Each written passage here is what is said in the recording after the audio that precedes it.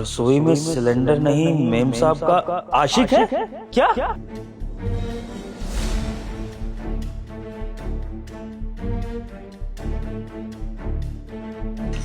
हिमांशी, मुझे cylinder check करना है घर का, जरा हटना। अरे एकदम से क्यों सिलेंडर चेक करना है? तुम जाओ ना, जाके फ्रेश हो जाओ, मैं चाय लेकर आती हूँ तुम्हारे लिए। जाओ। क्योंकि मुझे गैस लीक होने की स्मेल आ रही है, इसलिए मुझे सिलेंडर चेक करना है। हटो। मुझे तो कोई गैस की स्मेल नहीं आ रही। मैं तो लगभग 1 घंटे से किचन में ही हूँ, खाना बना रही हूँ, कुछ नहीं आया ऐसा। और तुम आते ही ऑफिस से क्या जिद लेके बैठ गए हो कि तुम्हें सिलेंडर चेक करना है? ऐसा है, स्ट्रेस को अपने सर पे मत चढ़ाओ, जाके फ्रेश हो जाओ। जाओ। हिमांशी, तुमने सिलेंडर की जगह किसी को छुपा रखा है क्या? जिसको तुम बाहर नहीं लाना चाहती, उसने मुझे चेक नहीं करने दे रही हो। सिलेंडर की जगह मैं किसी और को क्यों छुपाऊंगी? क्या बकवास कर रहे हो तुम? कुछ भी बोले जा रहे हो। मुझे लगता है तुम अपने दोस्तों के साथ शराब पी कर आए हो ऑफिस में, और आकर यहाँ पर कुछ भी बकवास कर रहे हो। मैं किसको छुपाऊंगी? इस घर में मेरे और तुम्हारे अलावा कोई रहता है? जाओ, मैं चाय लेकर आती हूँ। देखो हिमांशी, मुझे सिलेंडर चेक करने दो। अरे नहीं, बोला ना मैंने, क्या जबरदस्ती है ये? क्या तरीका है ये? मैं बोल रही हूँ ना कि मैं खाना बना रही हूँ, अभी चाय बना रही हूँ तुम्हारे लिए। तुम जाओ ना, तुम जाके फ्रेश हो जाओ। मैं देखो तुम्हारे लिए ना पुलाव बना रही हूँ, तुम्हारे फेवरेट। जाओ।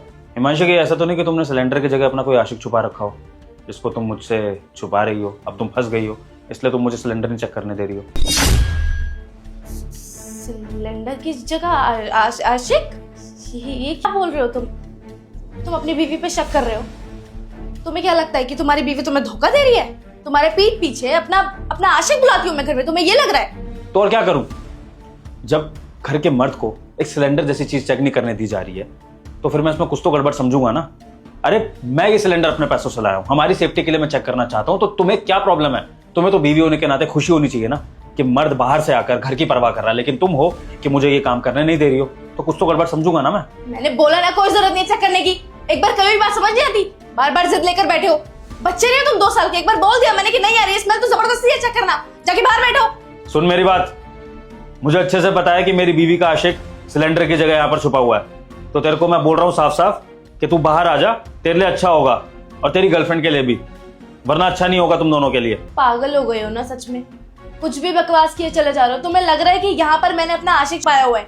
कोई नहीं है इस घर में तुम्हारे और मेरे अलावा। तुम्हें समझ नहीं आता क्या? मैं आखिरी बार बोल रहा हूँ भाई, बाहर आ जा, इसी में तुम दोनों की भलाई है, वरना अगर मैंने तुझे घसीट कर बाहर निकाला तो तुम दोनों के लिए अच्छा नहीं होगा। कोई नहीं है वहां पे सिलेंडर के अलावा। खाना बना रही हूँ मैं, तुम्हें सुनाई नहीं दे रहा क्या? पागल क्यों बने हुए हो? बस हो गया हिमांशी, हटो यहाँ से, हटो। विभोर सुनो।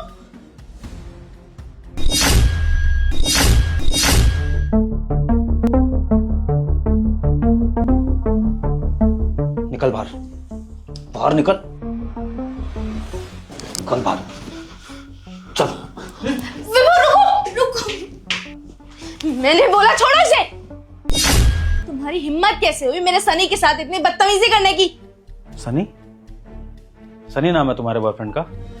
अब तुमने इसका नाम भी ले दिया, और अभी थोड़ी देर पहले तक तो सिलेंडर की जगह कोई था नहीं। हाँ, मेरा आशिक सिलेंडर की जगह पे छुपा था। सच यही है कि सनी ही वहां छुपा था। क्या कर लोगे तुम जान के? बोलो।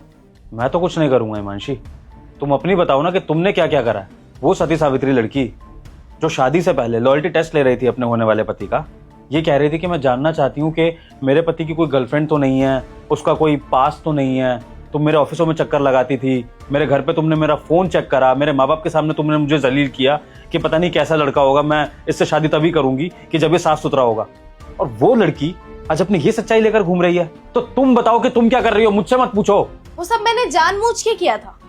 तुम्हारा लॉयल्टी टेस्ट मैंने इसलिए लिया था ताकि तुम मेरे किसी टेस्ट में तो फेल हो सकते थे, लेकिन तुम किसी टेस्ट में फेल नहीं हुए। मैं तुम्हारे ऑफिस इसलिए जाया करती थी ताकि मैं तुम्हें किसी लड़की के साथ, सेक्रेटरी के साथ कभी तो पकड़ूं, कोई तो रीजन मिले मुझे तुम्हें छोड़ने का। लेकिन नहीं, तुम वैसे निकले ही नहीं। तुम पता है उन लड़कों में से हो जिसने अपनी पूरी जिंदगी में ना एक लड़की पटाई किया, उसकी तरफ देखा तक नहीं होता। और मुझे तुम जैसे लड़कों में कोई इंटरेस्ट नहीं है, मुझे नहीं पसंद तुम जैसे लड़के। और यहाँ शादी हो रखी है मेरी तुमसे, बीवी हूं मैं तुम्हारी, लेकिन मुझे सनी जैसे लड़के पसंद है जो मेरे साथ घूमते हैं, मुझे ट्रिप्स पे लेके जाते हैं, मुझे शॉपिंग कराते हैं, इन शॉर्ट ऐश कराते हैं। लेकिन तुम क्या ही दे सकते हो मुझे? सिर्फ एक बोरिंग लाइफ के अलावा और कुछ नहीं।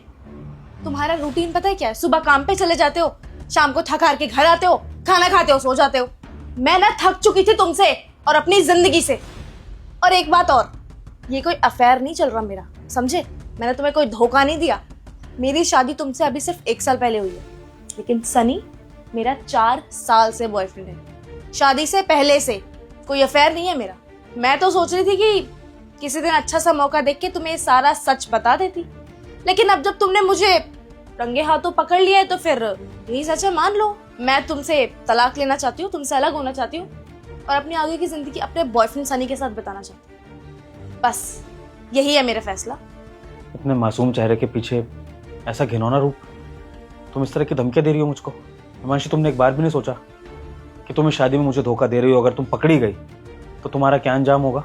तुम्हारे माँ बाप को ये बात पता लग जाए, मेरे माँ बाप को पता लग जाए, सोसाइटी को पता लग जाए तो क्या होगा तुम्हारा? तुमने एक बार भी नहीं सोचा? मैंने अपने माँ बाप को बताया था सनी के बारे में, लेकिन मेरे माँ बाप ने मेरी एक ना सुनी। उन्होंने बोला कि ये लड़का करता क्या है, कहाँ रखेगा तुझे, खुश कैसे रखेगा। करवा दी मेरी शादी एक 9 to 5 वाले लड़के से। लेकिन मेरी खुशी का क्या? अब चाहे समाज कुछ सोचे, मेरे माँ बाप कुछ सोचे या तुम्हारे माँ बाप कुछ सोचे, उससे मुझे कोई लेना देना नहीं है। मैंने ठेका नहीं लिया, मुझे सिर्फ अपनी लाइफ से लेना देना है और मैं अपनी लाइफ अपने बॉयफ्रेंड के साथ बिताऊंगी और ये मैंने फैसला ले लिया है। तुम्हें जो करना है, जिसके पास जाना है, जिससे शिकायत लगानी है, तुम लगा सकते हो और तुम मेरे कुछ बिगाड़ भी नहीं सकते हो। पता है तुम्हें, मेरे पति देव लड़की हूं मैं। कुछ भी बोलूंगी ना, पहले कोर्ट मेरी सुनेगा और बाद में फैसला सुनाएगा। तुम्हें पता है, मैं तुम्हें गलत साबित कर सकती हूँ, तुम्हें बर्बाद कर सकती हूँ, भले ही गलती मेरी हो। तो मुझसे पंगा लेने की कोशिश मत करना। तुम्हें जो करना है ना, जिसके साथ रहना है, जहां अफेयर चलाना है चलाओ, मुझसे दूर रहो। मुझे दे दो तलाक, अपनी लाइफ में रहो खुश, मुझे मेरे बॉयफ्रेंड के साथ जीने दो। सासू माँ, सुन लिया आपने अपनी बेटी की सच्चाई? उम्मीद करता हूँ कि इसके बाद आप एलुमनी लेने की सोचेंगी भी नहीं, और ये तो बिल्कुल भी नहीं सोचेंगी कि समाज में बेइज्जती हमारी होगी या फिर आप कोई लड़की का कार्ड खेल लेंगी कि जिससे सिंपैथी आपके परिवार को चली जाए। ये सारी रिकॉर्डिंग सिर्फ आपको ही नहीं बल्कि कोर्ट में और पुलिस में भी जाएगी, ताकि जब डिवोर्स हो ना तो सारे समाज को पता लगे कि ऐसी बेटियां भी होती हैं जो परिवार का नाम बदनाम करती हैं और अपने ससुराल को खराब करती हैं।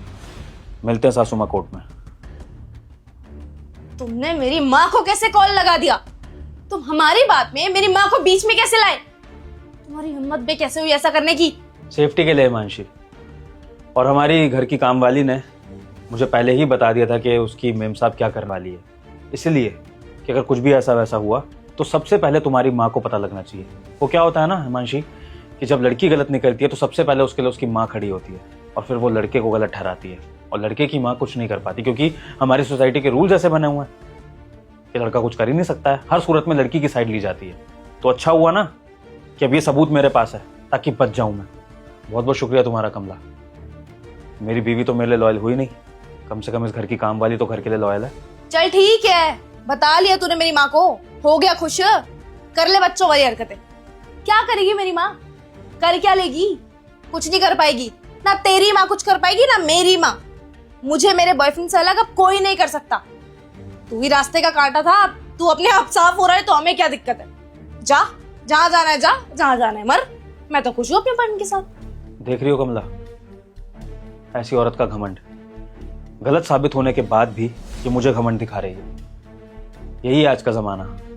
कोई बात नहीं हिमांशी, तुम दिखाओ मुझे ये घमंड, ये अपना एटीट्यूड, लेकिन याद रखना जब कोर्ट में पेशी होगी ना और 4 लोगों के सामने बेइज्जती होगी, पुलिस तुम्हारे आशिक को हथकड़ी लगाएगी, उसके बाद तुम्हारे घमंड सारा का सारा धरा रह जाएगा। फिर देखूंगा कि कैसे कॉन्फिडेंस से बात करती हो, जब तुम्हारे माँ बाप सिर झुका के खड़े होंगे सिर्फ तुम्हारी वजह से। ओए, धमकी किसको दे रहा है भाई? अकेला समझ रहा है क्या उसे? प्यार करता हूँ मैं उससे, और थोड़ा बहुत कानून ना मैं भी जानता हूँ। शादी नहीं की हम दोनों ने, सिर्फ अफेयर चलाया, और अफेयर में कोई जेल नहीं होती, समझा? ये जो तू धमकी देके उसे पाना चाहता है ना, भूल जा भाई। शादी करूंगा इससे तेरे से डाइवोर्स लेने के बाद, और कोई जेल नहीं होगी, समझा? प्यार करता हूँ उससे, शादी करूंगा तेरे से डाइवोर्स के बाद। प्यार? तू इसको प्यार कहता है? हिमांशी, ये तुम्हें प्यार लग रहा होगा, लेकिन जो इंसान तुमसे शादी नहीं कर पाया और तुम्हारी शादी होने के बाद तुमसे सिर्फ अफेयर चला रहा है, दुनिया के सामने तुम्हें खुला एक्सेप्ट नहीं कर पाया, तो वो प्यार तो कभी कर ही नहीं सकता है।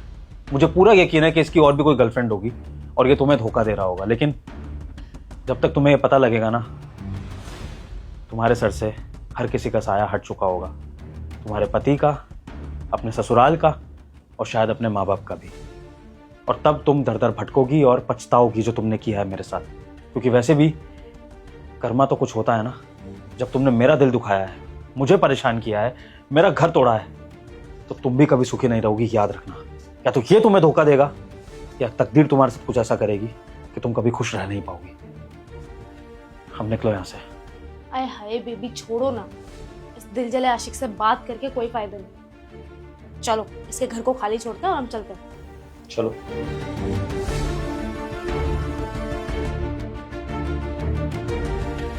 भैया जी, पकोड़े कैसे दिए हैं? दीदी 100 रुपए की फुल प्लेट है, 50 रुपए की हाफ प्लेट है। बताओ जी कौन सी लगा दूं? 50 का हाफ का भी आधा हो जाएगा क्या? 50 वाली प्लेट की भी आधी? अरे दीदी, हाफ प्लेट में वैसे ही बहुत कम पकोड़े आते हैं, अब उसका भी आधा करवा दोगे तो खाओगे क्या? 2-3 पकोड़े आएंगे, आपका पेट कैसे भरेगा? इससे अच्छा तो आप हाफ प्लेट ले लो, वो सही रहेगी। भैया मुझे आप आधे का आधा दे दो, मैं खा लूंगी। कितने पैसे पड़े हैं आप पे? हमारे पास 20 रुपए हैं। आप हमें 20 रुपए के 2-3 पकोड़े जितने भी आए आप उतने दे दो। हमें बहुत तेज भूख लगी है, हम खा लेंगे। 20 रुपए? चलो तोलता हूँ जरा कितने पकोड़े आते हैं।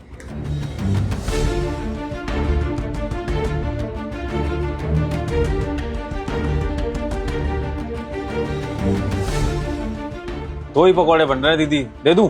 चलेगा। ये लो 2 पकोड़े। नहीं नहीं, पैसे दे देना बाद में, खा लो पहले पेट भर के। हाँ ठीक है।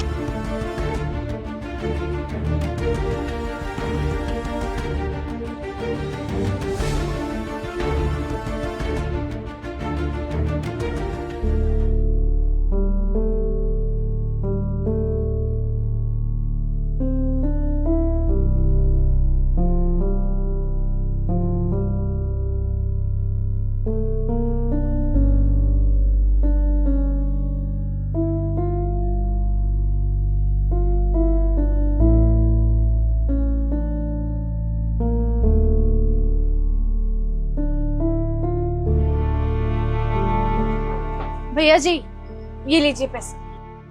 अरे सुनो, ये पैसे अपने पास रख लो। तुम्हें कुछ और भी खाना है तो तुम खा सकती हो। हम पैसे ना दे?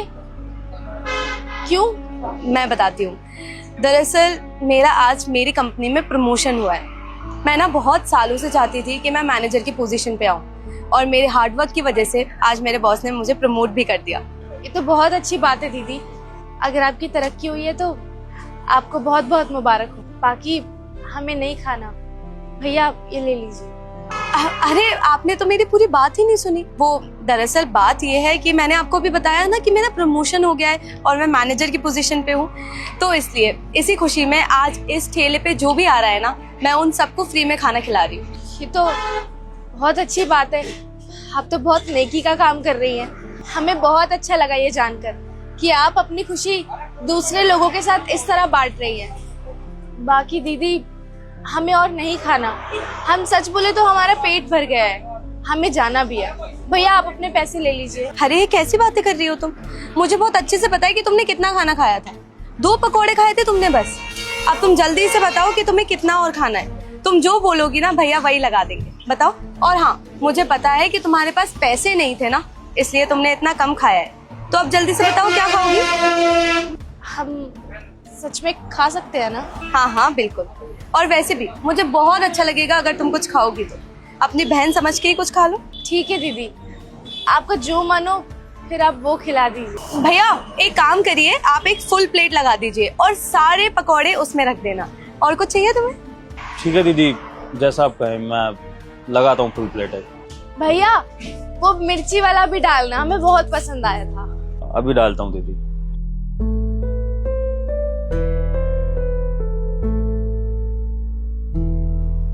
लो दीदी, आपकी फुल प्लेट।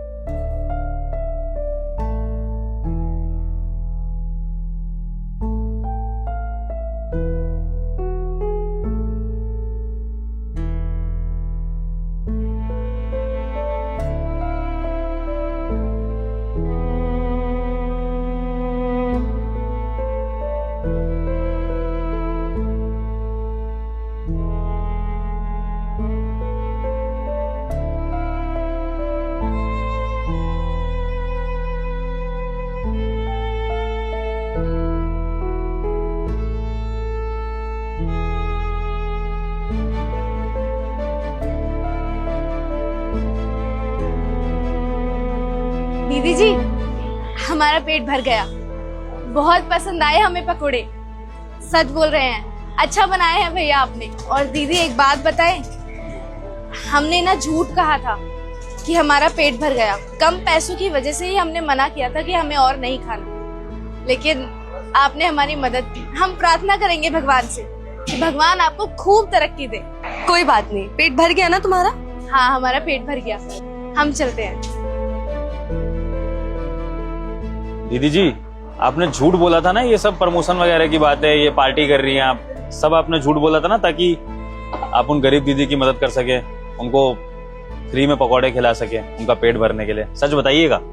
हाँ भैया, आपने तो देखा था ना, वो बेचारी कितनी भूखी थी, उसके पास पैसे नहीं थे, इसलिए मुझसे ये देखा नहीं गया। आज मेरे पास पैसे हैं तो मैंने उसे खिला दिए। बात तो सही है दीदी, बेचारी बहुत भूखी थी, पैसे भी नहीं थे उसके पास। अब दीदी, मन तो मेरा भी उसको देखकर पसीज गया था कि उसके लिए कुछ कर दूं, उसको एक आध फ्री का पकौड़ा खिला दूं, लेकिन क्या है दीदी, दुकानों पर ना ढेरों इस तरह के गरीब आते हैं, अब किस किस को खिलाऊं। और फिर कभी कभार ग्राहक सामने होता है तो मार के भगाना भी पड़ता है, इसलिए हम लोग थोड़ा सा कतराते हैं इन गरीबों को इस तरह से खाना खिलाने में। ये दीदी वैसे लग भली रही थी, पर मन में आया ही नहीं कि कुछ कर पाऊं, लेकिन अब आपको देखा तो लगा कि चलो कोई तो है जो गरीबों की परवाह करता है। वरना दीदी, जो ग्राहक आते हैं ना, वो तो भिखारियों को या गरीबों को मार के भगा देते हैं, उनको खिलाना तो बहुत दूर की बात है। और एक आप है कि आपने उसकी मदद भी करी, लेकिन उसको एहसास भी नहीं होने दिया कि आप उसकी मदद कर रही हैं। तो ये बात मुझे आपकी बहुत अच्छी लगी कि उसकी खुददारी को भी ठेस नहीं पहुंचने दिया आपने। पर दीदी, एक बात मेरे मन में है जो मैं आपसे कहूंगा, बिल्कुल साफ साफ बोलूंगा। दीदी, मैं इस तरह से गरीबों को ना फ्री में खाना नहीं बांटता, क्योंकि मेरा ऐसा मानना है कि अगर मैं दिन भर गरीबों को फ्री में खाना खिलाता रहूंगा तो मेरा तो नुकसान हो जाएगा ना जी। अब जो मैं इतनी मेहनत से माल बना रहा हूँ, अपनी दुकान पे पैसा लगा रहा हूँ, तो मैं ग्राहकों को बेचकर पैसा कमाऊंगा, समाज सेवा थोड़ी करने बैठा हूँ। तो आपको ये चीज नहीं लगती कि आप अगर इस तरह से लोगों का भला करती फिरेंगी, गरीबों की मदद करती फिरेंगी, इस तरह खाना खिला देंगी, तो आपकी मेहनत के पैसे का नुकसान होगा जो आपने इतनी मेहनत से कमाया है? क्या लगता है आपको? मैं आपके विचार जानना चाहता हूँ। नहीं, मुझे ऐसा बिल्कुल भी नहीं लगता। इनफैक्ट मुझे तो ऐसा लगता है कि आज अगर किसी को मेरी जरूरत है तो क्यों ना मैं उनकी मदद करूं। कल को अगर मेरे को किसी की जरूरत होगी तो ऐसे ही तो वो लोग भी मेरी मदद करेंगे और ऐसी इंसानियत आगे बढ़ेगी। तो मुझे तो ऐसा लगता है कि हर किसी को यही सोच रखनी चाहिए, पर क्या कर सकते हैं, हर इंसान अलग जो होता है। और वैसे भी भैया, मैं आपसे एक चीज़ और बोलना चाहती हूँ। मैं हमेशा चाहूँगी कि आप अपने ठेले पे आए हुए किसी भी ग्राहक को ऐसे ना जाने दें। अगर कोई ग्राहक आपकी दुकान पे आएगा और खा के जाएगा तो आपको ये दुआएं मिलेंगी, तो आपका ये बिजनेस आगे बढ़ेगा और इससे आपकी तरक्की होगी। दीदी, विचार तो आपके बहुत अच्छे हैं। आपके विचारों से ना मुझको अपनी दादी की याद आ गई। मेरी दादी भी मुझे यही सीख दिया करती थी बचपन में कि बेटा, दान दक्षिणा जितना करोगे ना जिंदगी में, उतना लौट कर वापस आएगा। या किसी गरीब को खाना खिलाओगे तो तुम्हारे अनाज के भंडार हमेशा भरे रहेंगे। लेकिन वो क्या है दीदी, के शहर में आकर हम देखते हैं लोगों को तो उन्हीं की तरह हो जाते हैं, और फिर वो दादी नानी की बातें सब दिमाग से निकल जाती हैं। लेकिन आज आपको साक्षात इस तरह से लोगों की मदद करता हुआ देख के ना मेरे मन में भी आया कि अगर आप इतनी पढ़ी लिखी अमीर होके किसी गरीब की इस तरह खुलेआम मदद कर सकती हैं, वो भी बिना उसको जताए, तो अगर भगवान ने मुझे ऐसा काम धंधा दिया है जिसमें मैं लोगों का पेट भर सकता हूँ, तो मुझे तो सबसे पहले भूखों का पेट भरने की कोशिश करनी चाहिए, जितना मेरे से हो सके। तो दीदी, अब से मैंने भी सोच लिया है, मैं अपनी दुकान पर भी जितना हो सकेगा, जितना मेरा मादा होगा, मैं भी गरीबों को दिन में 1-2 बार खाना खिला दिया करूंगा फ्री में। खैर भैया, ये सारी बातें छोड़ो, आप मुझे ये बताओ कि कितने पैसे हो गए? कोई पैसे नहीं हुए दीदी, कोई पैसे देने की जरूरत नहीं है। जो पार्टी आप उन गरीब दीदी को दे रही थी, वो पार्टी मैं दे रहा हूँ। ये कैसी बातें कर रहे हैं आप? क्यों नहीं है जरूरत? अब मैंने फैसला किया है कि अच्छे काम में देरी कैसी। जब मैंने आपको वादा किया कि मैं आगे से किसी न किसी गरीब को फ्री में पकौड़े खिलाया करूंगा, तो फिर शुरुआत अभी से ही कर देते हैं। आप जो उन दीदी को पार्टी दे रही थी, वो मैं दे देता हूँ। तो आज के पकौड़े उन दीदी के लिए मेरी तरफ से, कोई पैसा देने की जरूरत नहीं। बात तो सही कही आपने। चलिए ठीक है, आपको जैसे सही लगे। अब मुझे बताइए कि मेरे कितने पैसे हो गए, या आप मेरे को भी फ्री में खिला रहे हैं आज? दीदी सच बताऊं तो आपसे पैसे लेने का मन तो नहीं है। जब आपने इतना नेक काम करा है, आपसे इतना कुछ सीखने को मिल गया आज, तो मन तो नहीं है, लेकिन आपको देना है तो आप दे दीजिए, नहीं तो बाद में भी दे सकती हैं। आज आप खा लीजिए, दोबारा जब पकौड़े खाने आइएगा तब इकट्ठे कर दीजिएगा, मुझे कोई जल्दी नहीं है। नहीं नहीं भैया, कैसी बात कर रहे हैं। अब मैं इतनी सक्षम हूँ कि आपको पैसे दे सकती हूँ तो क्यों ना दूं।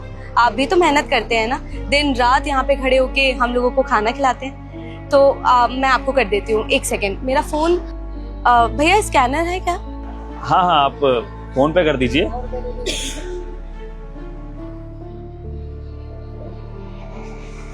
कर दिए भैया। 200 रुपए? दीदी आपकी पकौड़ी की प्लेट तो 100 रुपए की हुई ना, 200 क्यों? क्या उन दीदी के पैसे कर रहे हो क्या आप दोबारा से? पता है मुझे भैया, 100 रुपए जो मैंने अभी खाया उसके, और 100 रुपए ऐसी कोई जरूरतमंद इंसान आए ना तो मेरे पैसों से आप उसे खिला देना। अरे वाह दीदी, कमाल है, आप तो सच में बहुत अच्छी हैं। अभी अभी आपने उन दीदी की मदद करी थी और अब फिर से पैसे कर दिए मदद के। वाह दीदी, दिल तो आपके जैसा बड़ा होना चाहिए। ठीक है, अगर आपने अभी मदद के 100 रुपए करे ही हैं तो मैं वादा करता हूँ आज जैसे मुझे फिर से कोई जरूरतमंद दिखेगा मैं उनको पकौड़े खिला दूंगा फ्री में, और उनको बोलूंगा भी कि एक भली दीदी तुम्हारे लिए करके गई है, उनकी तरफ से पार्टी है, खाओ जी भर के। जी भैया। ठीक है दीदी, आप पकौड़े खाइए। जी।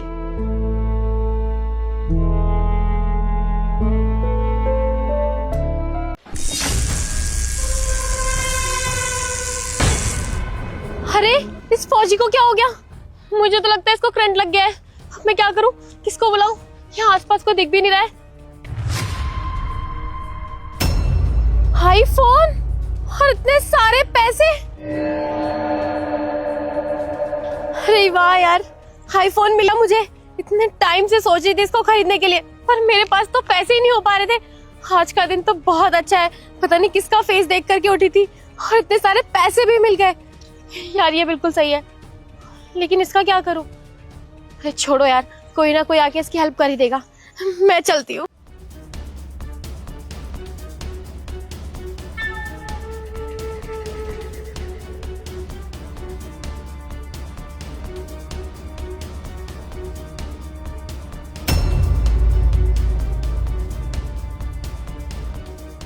अरे यार, आज तो लेट हो जाऊंगा इंटरव्यू के लिए। अरे फौजी, अरे यार मैं कैसे बचाऊं, मुझे तो कुछ समझ में भी नहीं आ रहा यार।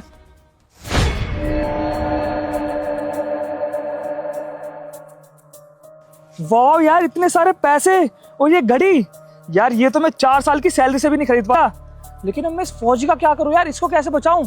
छोड़ो ना यार, अपना काम बनता भाड़ में जनता। मैं तो जा रहा हूं भाई।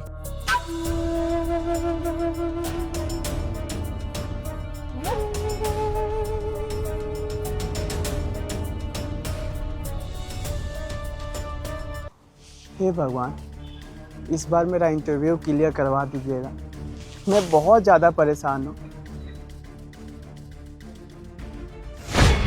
अरे सर को करंट लग रहा है। इतने सारे पैसे और आईफोन, पहले इनकी जान बचा। क्या करें, कोई दिख भी नहीं रहा है, कैसे बचाऊं मैं इनकी जान?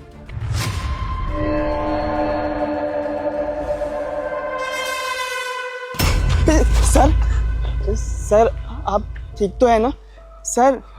हाँ भैया, मैं ठीक हूँ और बहुत बहुत धन्यवाद आपका जो आपने मेरी जान बचाई। चलिए कोई बात नहीं सर, अब आपकी जान बच गई ना।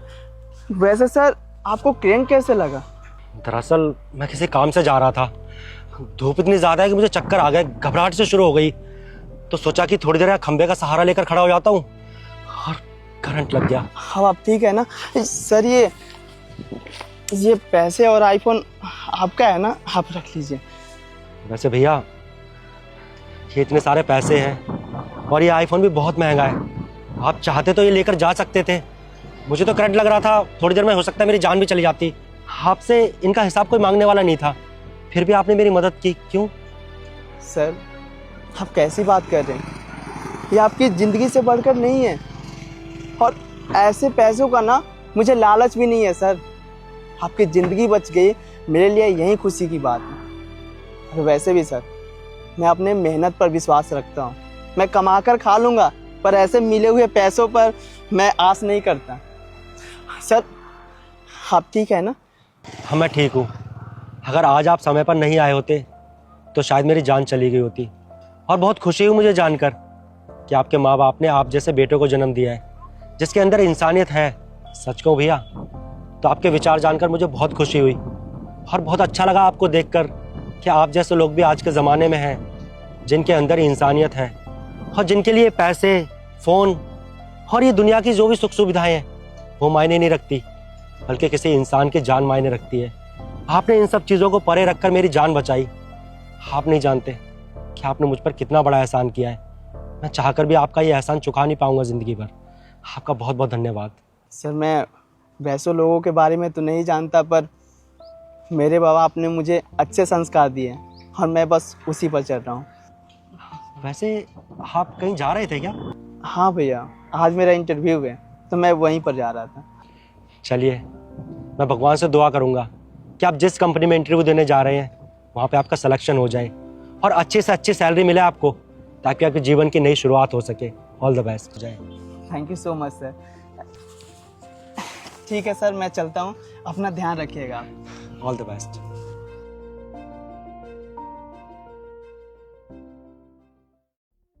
मैम अभी इंटरव्यू चालू तो नहीं हुआ है ना? वो क्या है ना, मैं थोड़ा लेट हो गया, थोड़ा आप साइड हट जाइए, मुझे भी बैठ जाने दीजिए। क्या मैं साइड हट जाऊं? तू मेरे साथ में आके बैठेगा? शक्ल देखी अपनी? मेरे साथ खड़े होने की तो औकात नहीं है तेरी। मेरे बगल में आके बैठेगा, चुपचाप यही खड़ा रहे। ये आया है इंटरव्यू देने। अरे सही तो कह रही है, ये हुलिया देखा है अपना? अबे हमें देख और अपने आप को देख, तेरे को कैसे मिल जाएगी जॉब? और वैसे भी यहाँ पे ना मैनेजर की पोस्ट के लिए इंटरव्यू चल रहे हैं, अपना जरा हुलिया तो देख ले, पता नहीं कहाँ से उठ के आ जाते हैं। तुझे क्या लगता है यहाँ पे झाड़ू पोछे की नौकरी के लिए इंटरव्यू हो रहा है, जहाँ पे चला आया बन ठन के? वैसे एक बात बोलूँ ना, तेरा सिलेक्शन नहीं होने वाला यहाँ पे, क्योंकि हम लोग ऑलरेडी यहाँ पे बैठे हुए हैं। हमारी शक्ल देख, हमारा ड्रेसिंग सेंस देख, हमें ही मिलेगी ये जॉब। मैं तेरे को एक बात समझाती हूँ कि चुपचाप ना अपनी इज्जत के साथ यहाँ से चला जा, वरना अभी तो हमने थोड़ी सी बेइज्जती करी है, अभी सबके आगे ना बहुत ज्यादा बेइज्जती हो जाएगी तेरी। चल अब निकल यहाँ से। ओए वहाँ कहाँ जा रहा है? चुपचाप यहीं पे खड़ा रहे, तेरी औकात नहीं है यहाँ पे बैठने की। अच्छा ये दिखाइयो, देखते हैं कितना क्वालिफाइड है ये। हमसे तो कम ही है। कुछ भी नहीं है इसमें भाई, चले जाए यहाँ से, खामखा अपना टाइम वेस्ट करने आया है। कोई सिलेक्शन नहीं होगा तेरा, टाइम वेस्ट मत कर। बहुत अच्छी सलाह दे रही हूँ तुझे, चुपचाप यहाँ से निकल जा। देख भाई, हमें ना तेरे को सही समझा रहे हैं, लेकिन फिर भी अगर तेरे को अपनी बेइज्जती करवानी है तो ठीक है, फिर रुक जा। और सुन, बगल में ना चपड़ासी की जॉब के लिए इंटरव्यू चल रहे हैं, वहां तेरा सिलेक्शन ना अच्छे से हो जाएगा। मैं तो कहता हूँ तू टाइम से पहले वहां चले जा, कहीं वो भी नौकरी तेरे हाथ से ना निकल जाए। सर मैम मेरे बारे में ऐसे मत बोलिए, मैं पढ़ा लिखा हूँ, इस जॉब के लायक हूँ, तभी तो यहाँ पर आया हूँ। फिर तू बहस कर रहा है, चुपचाप यहाँ से निकलेगा कि नहीं? Good morning ladies and gentleman. Good morning ma'am. Good morning ma'am. आप लोगों में से राहुल कौन है? मैम मैम आपने ना बहुत अच्छा फैसला लिया है कि आप इसे यहाँ से निकालने वाले हो, क्योंकि वैसे भी ना इसकी शक्ल देखिए आप, ये सिर्फ पियोन की नौकरी में अच्छा लगेगा, और मुझे नहीं लगता कि ये कुछ खास पढ़ा लिखा भी है। इसकी शक्ल देखो ना, शक्ल पे ही 12 बजे इसके। मैम ये बिल्कुल सही कह रही है, इसका हुलिया देखा है आपने? आ गया मुंह उठा गया मैनेजर की पोस्ट के लिए। मैम हमारा सीवी देखो, हमारी क्वालिफिकेशन देखो और हमारा ड्रेसिंग सेंस देखो। मैम ये तो किसी एंगल से नहीं लगता मैनेजर। और मैम पता है, अभी हम इसको यही समझा रहे कि यहाँ पर जॉब करने लायक है नहीं, वो भी मैनेजर की पोस्ट पे। वो तो हम पर ही सूट करेगी ना। मैंने इसको इतने प्यार से समझाया कि यहाँ से चला जा, वरना तेरी बेइज्जती हो जाएगी। पर पता नहीं कैसा है, लगता है इसको अपनी बेइज्जती कराने में बहुत मजा आता है। अरे नहीं, आप लोग गलत समझ रहे हैं। मैंने राहुल जी का नाम इसलिए लिया है क्योंकि ये मैनेजर की पोस्ट के लिए सेलेक्ट होते हैं। क्या मैम आपने इसको सिलेक्ट किया, और वो भी मैनेजर की पोस्ट के लिए? पर मैम आप ऐसे कैसे इसको सिलेक्ट कर सकते हो? और अभी तो इंटरव्यू भी नहीं लिया आपने हम लोगों का। और मैम हम यहाँ पर आधे घंटे से बैठ करके वेट करें कि अब हमारा इंटरव्यू होगा, लेकिन आपने डायरेक्ट आते ही इसका सिलेक्शन कर दिया। ऐसा कैसे कर दिया आपने? अरे आप लोगों को गलत फहमी है, आप लोगों का इंटरव्यू हो चुका है। इंटरव्यू हो गया? लेकिन कब? लेकिन मैम कब हुआ इंटरव्यू? अभी तो हम लोग यहाँ पे आए हैं। आप लोगों का इंटरव्यू लिया हमारे एचआर सनी सिंह ने।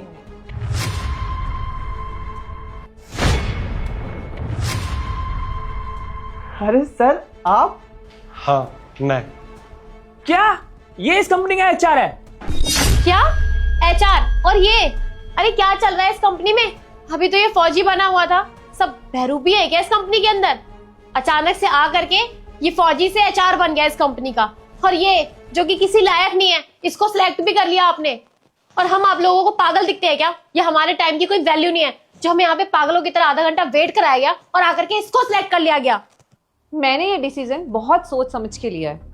आप लोगों को तो याद ही होगा, अभी थोड़ी देर पहले जब आप इंटरव्यू के लिए आ रहे थे, आपको सनी जी मिले थे फौजी के रूप में, और आप लोगों ने क्या किया? उनकी हेल्प करने के बजाय वहां पे रखे पैसे और आईफोन उठा लिया। अरे आप लोगों के अंदर पैसों को लेकर इतना लालच है कि वहां पे आपने उस इंसान को मरने के लिए छोड़ दिया। अरे कम से कम आप ये तो देखते कि वो इंसान वहां पे मर रहा था। अरे इंसानियत नाम की कोई चीज है या नहीं है आपके अंदर?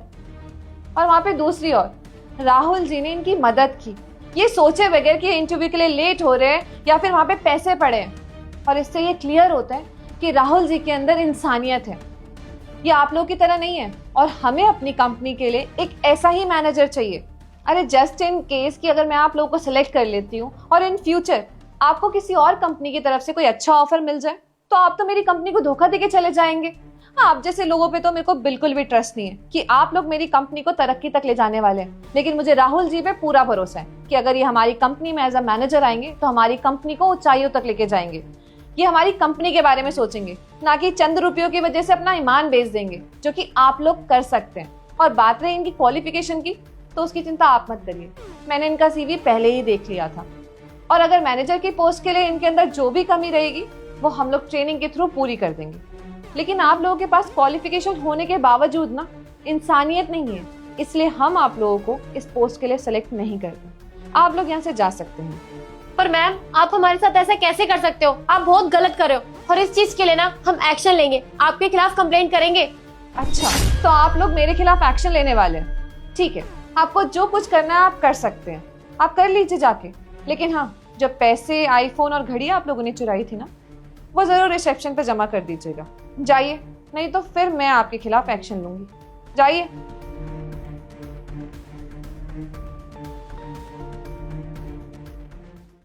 कंग्रेचुलेशन राहुल जी, आप सेलेक्ट होते हैं मैनेजर की पोस्ट के लिए। ऑल द वेरी बेस्ट, और कल सुबह मिलते हैं 9 बजे ट्रेनिंग के लिए। Thank you so much ma'am, इस जॉब के लायक समझने के लिए। कल टाइम पर आ जाऊंगा मैं।